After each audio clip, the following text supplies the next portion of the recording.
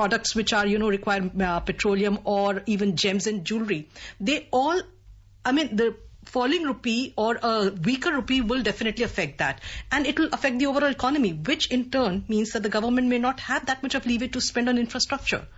Well, yes, a falling rupee does have an effect over importing inflation, which does make everything costly, and also increases the import bills, which makes current account deficit a serious problem. But when we look at the forex reserves, which is 631 billion US dollars, they have a good cushion for us for having 15 months imports for ourselves. Also, what we do look at that the FPIs have been withdrawing from the market primarily because the Fed has been indicating that it is likely to raise interest rates by 25 basis points by March, and there are going to be other raise which is likely to happen. So given those conditions and the geopolitical risk, we do see that the FIIs have been moving out, which is causing a pressure on the rupee. But overall, because the growth rates are strong, overall the market is recovering very fast. It is picking up pace with the overall developments that are taking place, whether it is in terms of overall reforms or policy directions. They are all indicating a high buoyancy in the economic growth, which will give some amount of a benefit to the government in terms of the revenues. But the fiscal space continues to remain limited because of inflation. So, Yamini जी, अगर हम oil की बात करें, वापस आते हुए crude oil पे आपने कहा कि वो एक मेजर फॉल आउट है इस यूक्रेन और रशिया की कॉन्फ्लिक्ट का, कि बहुत बढ़ गई हैं. इनफैक्ट कुछ लोग कह रहे हैं शायद $200 पर बैरल पर भी जा सकता है इसका रेट अगर ये कॉन्फ्लिक्ट कंटिन्यू करे. आप क्या कहेंगी, फिस्कल रूम की आप बात कर रही हैं, जो पेट्रोल और डीजल के प्राइसेस हैं उनको कहां तक आपको लगता है कि सरकार राहत दे सकती है? एक्साइज का 2.0 की कितनी स्कोप है सरकार के पास? जी देखिए, ये देखते हुए कि आपने जैसे भी बताया कि जीएसटी कलेक्शंस हाई हैं और ग्रोथ हाई है. जी देखिए, जो फिस्कल डेफिसिट है वो 6.8% पे टारगेट किया जा रहा है, जिसको कम कोशिश किया जाएगा कि 4.4% के आसपास लाया जाए, जो बजट में अनुमानित है. और उसी के तहत कोशिश की जाएगी कि 3% से नीचे ही अगर आ सके तो ज्यादा बेहतर रहेगा. पर ये कहना कि फिस्कल स्पेस है वो शायद गलत होगा, क्योंकि ओवरऑल जो रेवेन्यूज हैं वो ग्रोथ से ही आएंगे, और अगर इन्फ्लेशन बहुत ज्यादा बढ़ जाता है तो ओवरऑल जो मार्केट्स हैं वो कम कंज्यूम करेंगी और उसका सीधा असर आपके रेवेन्यू स्ट्रीम्स पर भी पड़ेगा, चाहे वो जीएसटी के माध्यम से हो, चाहे वो इनकम्स के माध्यम से हैं. Yamini, we were talking about volatility and, equities, especially those who are investing in equities right now. A lot of experts are saying this is not the time to, be daring and, it's the time to hedge your bets and, stay safe. But do you also see a slight, that there is an opportunity to buy new stocks in this kind of, if an investor has that kind of money to spare? The markets were at a very all-time high previously. Because of the conflict, we have seen a downfall in the markets, which does give an opportunity to buy certain quality stocks where the valuations still have not reached to the high levels. So it is always good to buy at times when the markets dip. So they do give an opportunity for people to buy. But then where does the bottom lie will be the deciding factor for many investors to again enter the market and then decide for how long they wish to stay. आपको लगता है कि अभी शायद defensive अगर जो करना भी चाहते हैं उनको डिफेंसिव सेक्टर्स तक ही लिमिट करना चाहिए अपने दायरे को? It is always better to invest in quality stocks and industries which have been giving a continuous growth and will continue to give a growth rate in future. So some sectors like IT and pharma continue to remain a green sector for a long time. इस discussion को हम continued रखेंगे एक छोटे से विराम के बाद. उपभोक्ताओं तक पहुंचने का सुलभ और सस्ता माध्यम है आकाशवाणी. आकाशवाणी के विभिन्न केंद्रों से कीजिए अपने उत्पादों और सेवाओं का प्रचार विज्ञापनों के माध्यम से. लोकल और राष्ट्रीय स्तर पर कीजिए अपने बिजनेस का विस्तार, क्योंकि आकाशवाणी में विज्ञापन बुकिंग हुई बहुत ही आसान. अब घर, दफ्तर या दुकान पर बैठे बैठे आप कर सकते हैं विज्ञापनों की बुकिंग. डायल कीजिए 8700014242. नंबर एक बार फिर नोट करें, 8700014242. मार्केट मंत्र में आपका फिर स्वागत है। अभी तक जो ये 2 साल में हमने देखा है कि एक्सपोर्ट्स, जो भारतीय एक्सपोर्ट्स हैं वो काफी स्ट्रांग रहे हैं। इनफैक्ट कल ही जो कॉमर्स एंड इंडस्ट्री मिनिस्टर है पीयूष गोयल ने, उन्होंने बताया है कि FY22 में $410 बिलियन का एक्सपोर्ट्स होगा, जो ये अनुमान अभी तक है, जो कि टारगेट को एक्सीड कर जाएगा। And this will be the first time when 25% of GDP export से आएगा। सो आपको लगता है कि अभी जो ये तनाव चल रहा है विश्व में, उससे हमारे जो रेगुलर एक्सपोर्ट्स हैं US को, यूरोपियन कंट्रीज को, जो रेगुलर हमारे एक्सपोर्ट्स हैं वो प्रभावित हो सकते हैं? कैसे देखती हैं आप एक्सपोर्ट्स के आउटलुक को? जी देखिए, इंडिया की फॉरेन पॉलिसी हमेशा न्यूट्रल रही है और नॉन अलाइनमेंट की रही है। उसके तहत देखा जाए तो कहीं पे भी हमने किसी भी तरह से किसी एक देश को सपोर्ट करते हुए नहीं रखा, और हम देश में डिवाइडेड, संसार में जैसे एक डिवाइड है, हम उनमें से एक तरफ नहीं है। तो जो हमारी ट्रेड पॉलिसीज हैं वो काफी हद तक उस फॉरेन पॉलिसी से इफेक्ट होती हैं, क्योंकि हम किसी भी एक देश को जो है की तरफ ज्यादा रुझान नहीं रख रहे, तो हमारा जो ट्रेड है वो इस कॉन्फ्लिक्ट से ज्यादा असर नहीं होना चाहिए। जहां पे ट्रेड इफेक्ट होगा वो हमारे इंपोर्ट्स में खास तौर पे होगा, जिसमें कच्चा तेल आता है, और वो पदार्थ जिसमें हम ऐसी जगह से इंपोर्ट कर रहे हैं जहां से वो रशिया से रूट होता हो, तो वो अगर सैंक्शंस के दायरे में आता है तो शायद उनकी कॉस्ट बढ़ जाए हमें।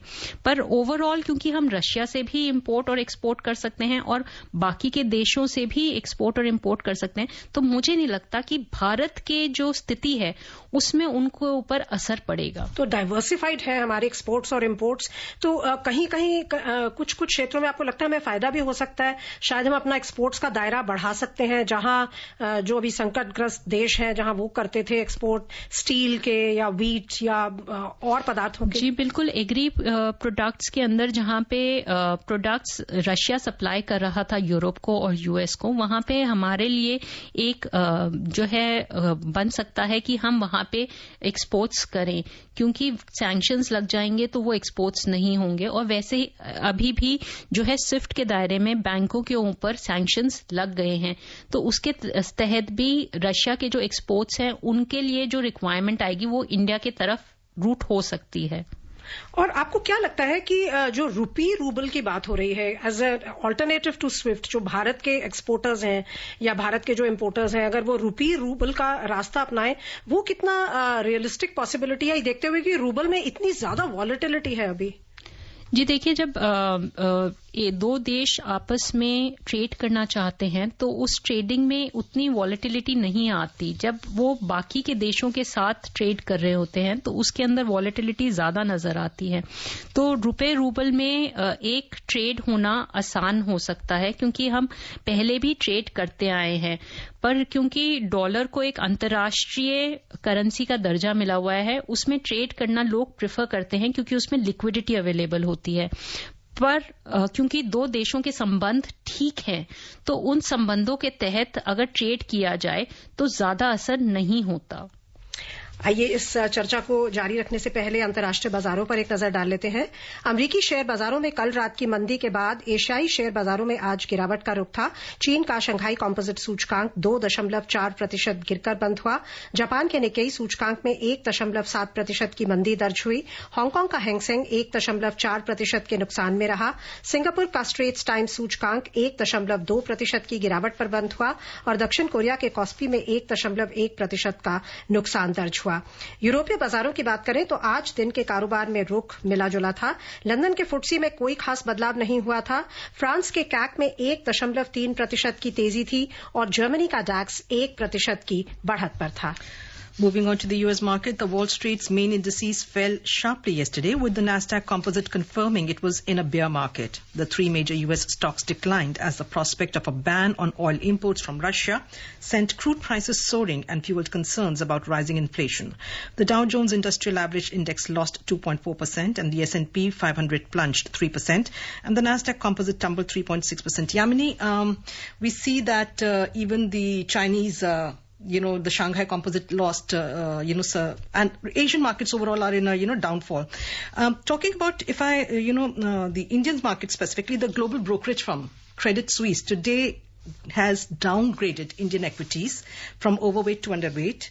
It's citing the oil prices and saying whatever funds they are going to, are going to be freed from India, they're going to divert it to China. Now, what is the implication of this? What does it mean when a brokerage firm says that they are downgrading Indian equities from overweight to underweight?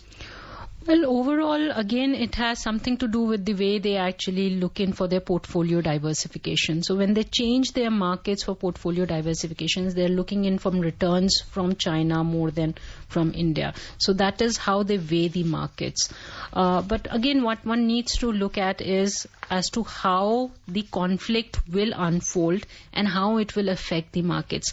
The prime concern for India will remain a serious challenge in terms of the inflation, because 80% crude oil comes from the outside market. And if that inflation can be somewhere or the other handled properly, with the supplies being continuously being provided, which have also been one of the reasons for the inflation, then there is a possibility that the economic growth that we are projecting and the economic recoveries that we are projecting will turn up into real growth rates. You're talking about, of course, everybody's talking about the inflationary pressure and the fear. The RBI's inflation forecast for this year, retail in 4.5%. Given the present scenario, given the fact that as of now, there doesn't seem to be a resolution in sight. Do you think the RBI is likely to revisit its decision maybe in the April MPC or, and revise the inflation rate? Right now, the RBI is maintaining an accommodative stance to provide economic growth to the economy. But given that the inflation hardens, then the RBI would be forced to take action in raising the rates. Also, if the Fed raises the rates to maintain internal and external equilibrium, the RBI will follow the increase in the interest rates. So, Yamini जी, आप कह रही हैं कि US Fed अगर बढ़ाता है तो interest rate differential maintain करने के लिए RBI भी बढ़ाने के लिए प्रेरित हो सकता है, बिकॉज अगर हम इन्फ्लेशन की बात करें, भारतीय इन्फ्लेशन की, so that is mainly supply side led, it's not demand led. Supply side constraints की वजह से है, कमोडिटीज के प्राइसेस बढ़ने की वजह से, और प्रोड्यूसर्स पर इनफैक्ट ज्यादा उसका भार पड़ेगा. सो आपको लगता है कि फ्रॉम दैट आर्ग्यूमेंट आरबीआई द्वारा इंटरेस्ट रेट्स बढ़ाना से कोई फायदा नहीं होगा? जी देखिए, क्योंकि इंटरेस्ट रेट डिफरेंशियल को मेंटेन करना पड़ता है ताकि जो है FIIs और बाकी के विदेशी इन्वेस्टर्स निवेश कर सके, तो वो इंटरेस्ट रेट्स जब फेड बढ़ाएगा तब RBI उसको फॉलो करेगा. पर जब भारतीय बाजारों की बात करें तो इन्फ्लेशन खास तौर पे इसलिए रहा है क्योंकि सप्लाई चेन बॉटलनेक्स रही है और हमारे WPI में ज्यादा बढ़त देखी गई है देन हमारे रिटेल सेगमेंट पर. और इसका एक मुख्य कारण सप्लाई साइड का हमारा ऑयल भी रहेगा, जिसका सीधा असर हमारे इन्फ्लेशन पे पड़ेगा. और क्योंकि उसके ऊपर कंट्रोल नहीं है तो RBI को उसे कम करके रखने के लिए मनी सप्लाई पे कंट्रोल करना पड़ेगा. और US फेड की जहां तक बात है, अगर वो अपने इंटरेस्ट रेट्स बढ़ाते हैं, ये काफी समय से बात चल रही है. इनफैक्ट बीच में बात थी कि शायद आधा प्रतिशत बढ़ाएंगे, लेकिन जब रूस और यूक्रेन की कॉन्फ्लिक्ट शुरू हुई तो कुछ ऐसे भी व्यूज सामने आए कि शायद US फेड अभी थोड़ा सा अपना हाथ पीछे खींच लेगा. एंड अब बात हो रही है 25 बेसिस पॉइंट की. सो आपको लगता है कि जो FIIs ऑलरेडी काफी बड़े अमाउंट में पैसा निकाल रहे हैं भारतीय बाजार से, वो और इंटेंसिफाई होगा या वो ऑलरेडी फैक्टर्ड इन है? जी, वो ऑलरेडी फैक्टर्ड इन है क्योंकि काफी हद तक 6 महीने से चल रहा है वो प्रोसेस. अगर आप देखें तो फेड रिजर्व ने बहुत टाइम से कह रखा है कि हम रेज करेंगे इंटरेस्ट. वो काफी हद तक संकेत देता आ रहा है और वो फैक्टर इन होता जा रहा है, जिसमें अगर अब हम देखें कुछ महीनों से FPIs जो है कंटिन्यूअसली पैसा निकाल रहे हैं. और DIIs और रिटेल इन्वेस्टर्स जो एक सपोर्ट दे रहे थे बाजार को, आपको लगता है कि वो जारी रहेगा? बिकॉज अब हम देख रहे हैं कि काफी जैसा अभी बात हो रही थी कि 15% गिर गया है ऑल टाइम हाई से. सो आपको लगता है कि इतनी मसल है डोमेस्टिक इन्वेस्टर्स में कि वो संभाल लें बाजार को? जी, डोमेस्टिक इन्वेस्टर्स में काफी हद तक संभाला है. जितने भी जो है FIIs ने बाहर पैसा लेके गए, उसके बावजूद जो DIIs हैं और रिटेल इन्वेस्टर्स हैं, उन्होंने बाजार को अभी तक संभाले रखा है. पर अगर ये कॉन्फ्लिक्ट जारी रहता है तो मार्केट फिर भी और बॉटम आउट कर सकती है. और कॉर्पोरेट अर्निंग्स पे आपको क्या लगता है, किस तरह का प्रभाव पड़ेगा? कौन से ऐसे सेक्टर्स हैं जो ज्यादा प्रभावित होंगे, जिनके मार्जिन्स हिट होंगे? जी देखिए, जैसे ही इन्फ्लेशन होता है और जो है इन्फ्लेशन आता है, वैसे ही कॉर्पोरेट्स अपने प्राइसेस बढ़ा देते हैं। तो काफी जो जिस समय के लिए वो नहीं बढ़ाते, वहां पे थोड़ा उनका मार्जिन इफेक्ट होता है, पर क्योंकि वो प्राइसेस बढ़ा देते हैं, वो फैक्टर इन करके उसके वो प्रॉफिट में कन्वर्ट कर लेते हैं। तो कुछ समय के लिए सभी सेक्टर्स पे हमें नजर आएगा कि ये असर करेगा, क्योंकि कच्चा तेल जो है एक बेसिक इनपुट है हर एक इंडस्ट्री के लिए, और उसका सीधा असर हम जो है प्रॉफिट्स में बाद में देखेंगे जब प्राइसेस बढ़ेंगी और वो इन्फ्लेशन को बढ़ावा और देंगी। Moving on to commodities, oil prices today climbed more than 2.5% as the United States said it was willing to ban Russian oil imports, stoking investor fears over inflation and slowing economic growth. In intraday trade, Brent crude was trading around $127.10 per barrel in a highly volatile trade. WTI crude prices were at $122.60 per barrel. Oil prices are highest since July 2008 when it hit a record of $147.27 per barrel. Yamini, the oil minister today said that the government will take a decision because we've seen that since November the oil prices have been, in a freeze, so to speak. So the oil minister has said that the government will take a decision on the hike in fuel prices, keeping in mind the interests of citizens. What exactly do you think the minister is, of course, we don't have a crystal ball, but the government is keeping all options open, like Sonu just said, maybe another excise cut 2.0 and some other options also? True, depending upon how does the price rise happen and how does it affect the Indian economy in terms of inflation, there can be a possibility of decrease in the excise tax. Also, what one does need to see is that this particular decrease in the taxes may not affect the fiscal space, primarily because the economy is growing and they may have the revenues that may still be generated by the overall economic revenues. और US में slowing economic growth की बात हो रही है और वहां inflation 40-year highs पे है। आपको लगता है स्टैगफ्लेशन की वहां पर स्थिति उत्पन्न होने की आशंका है and that can affect the world economy? Well yes, वहां पे स्टैगफ्लेशन हो सकता है क्योंकि इन्फ्लेशन ऑल टाइम हाई पे उनके रहा है और ओवरऑल इकोनॉमिक ग्रोथ में भी नेगेटिव ग्रोथ नजर आ रही है, तो वहां पे स्टैगफ्लेशन की स्थिति बनती नजर आती है। जैसे जैसे सैंक्शंस होंगे वैसे वैसे उनकी मार्केट्स में भी इन्फ्लेशन का असर नजर आएगा जो हार्डन करेगा। सो आपको लगता है कि जो आने वाले समय है वो वेट एंड वॉच का समय है, चैलेंजेस का समय है? जी बिल्कुल, बहुत चैलेंजेस हैं खास तौर पे इन्फ्लेशन के लिए, और जो है पूरे संसार में जो देश सैंक्शंस की वजह से इफेक्ट होंगे और जो इस कॉन्फ्लिक्ट की वजह से इफेक्ट होंगे। इनफैक्ट शायद यही वजह है कि हम सोने में लगातार तेजी देख रहे हैं और साइकोलॉजिकल लेवल्स भी क्रॉस हो रहे हैं। मल्टी कमोडिटी एक्सचेंज में अप्रैल अनुबंध वाले सोने का मूल्य 410 रुपए बढ़कर 53,930 रुपए प्रति 10 ग्राम पर पहुंच गया। मार्च अनुबंध वाली चांदी भी 1,350 रुपए के उछाल से 71,320 रुपए प्रति किलो पर जा पहुंची। वैश्विक बाजारों की बात करें तो दिन के कारोबार में न्यूयॉर्क मर्केंटाइल एक्सचेंज में सोना बढ़त के साथ $2,015.60 प्रति आउंस के स्तर पर था और चांदी भी बढ़त दर्ज करती हुई $26.40 प्रति आउंस पर थी। आपको लगता है ये तेजी जारी रहेगी? ब्रीफली। जी बिल्कुल जारी रहेगी। बहुत बहुत धन्यवाद यामिनी जी आने के लिए और हमारे श्रोताओं को बहुमूल्य जानकारी देने के लिए। धन्यवाद। And before we close, a reminder of the headlines. Domestic stocks climb around 1%. Sensex closes above 53,400 points. Nifty settles above the 16,000 mark. Gold rises to trade near 54,000 per 10-gram level at Multi-Commodity Exchange, and Brent crude prices hover around $127 per barrel. And that's it in this edition of Market Mantra for now. Goodbye. Namaskar. Market Mantra.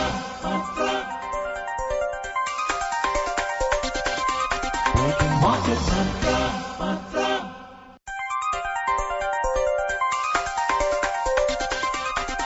Market Mantra.